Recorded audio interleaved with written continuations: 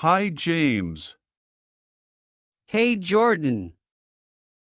Recently, I was pondering over why there is so much greed and inequality in this world. Is it because the world is ruled by capitalists and wealth creation is the sole motive in life?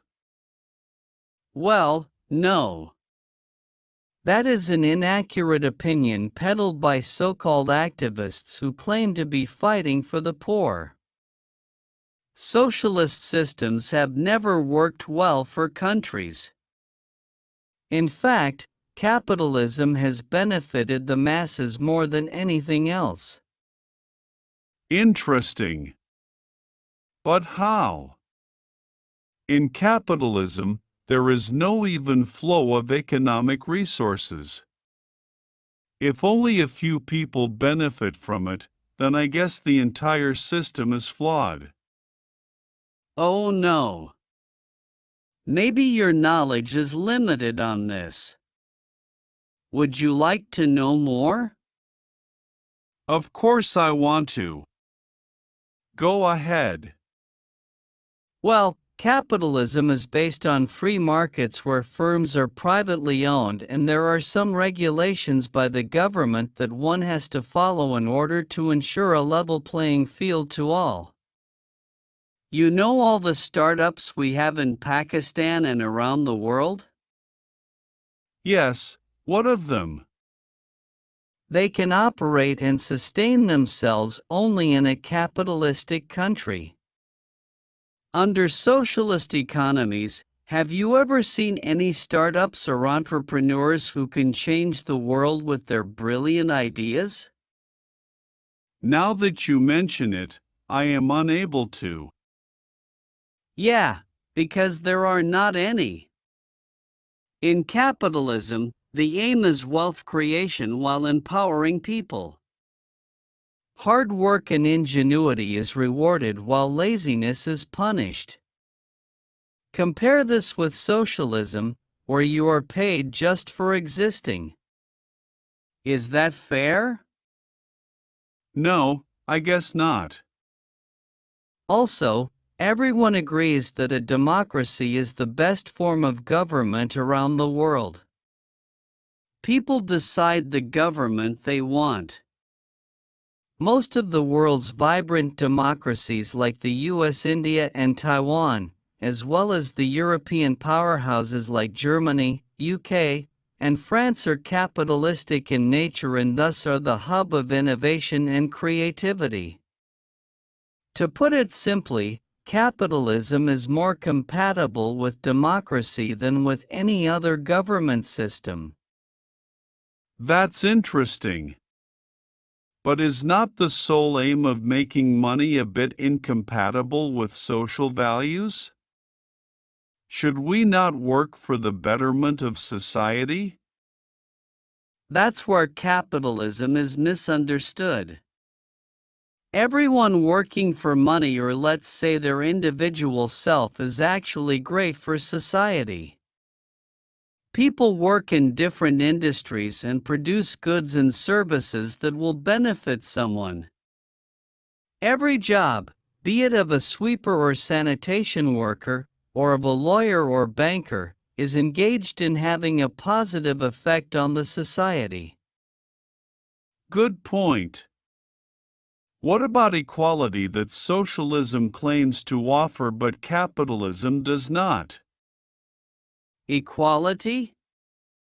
If you live in a capitalistic society, you can rise from the mud to bloom into a lotus, i.e., become a successful person through sheer hard work. Everyone has an opportunity to become big. People can dream of achieving amazing heights of success, which is only possible if they live in a society that rewards them. I agree. But overall, don't you think socialism has a more altruistic spin to it? And that's what it is, a spin. Living in a welfare society means you have a safety net for the poor but at the same time, limits them from exploiting their potential. On the other hand, Capitalism exhorts people to become self-sufficient, industrious, and instills in them a sense of entrepreneurship. That is a solid point. Last but not the least, people are also happier in capitalist countries.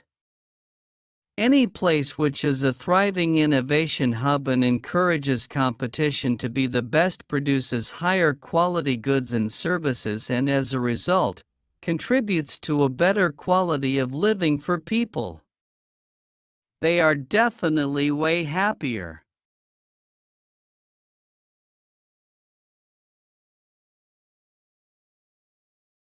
I am noticing you watching TV throughout the day and doing nothing.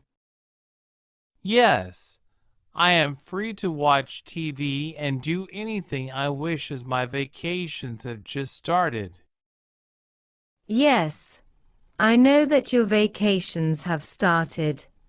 So why do not you utilize this time and do something that will help you in the future?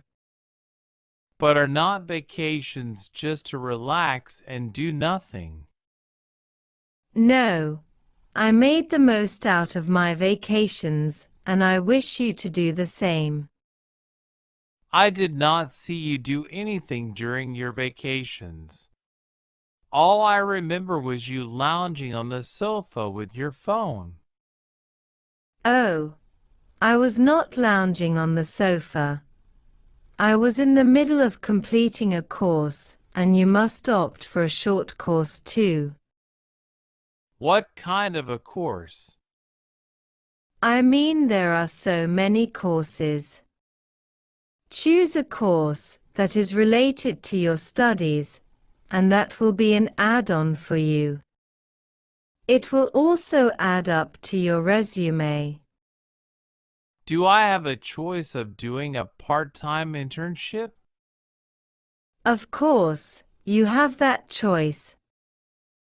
I can apply online for a part-time internship and can gain experience that will help me once I get out in the real world of corporate. That is true. I think getting work experience is more important than dragging yourself through a degree and throwing lots of money into it. Are you suggesting? No, not at all. Don't even think of it. Degrees are important too. And more important than that is choosing the right field. But you said just now that work experience is more important. Yes, it is important, but a degree in a particular field with an addition of work experience works as a cherry on the cake. So in short, it will make my job easier, and I will get to learn more? Yes, you will get to learn more and you will understand how to manage your studies and internship at once. Will it not be tough? Exactly. It will be tough, but like I said just now, that you will learn how to manage your routine. Okay, I will list out some startups to work with, and I shall let you know in the evening. Good. Now don't go and watch TV again. Yeah, I am not like you. Oh, just go away.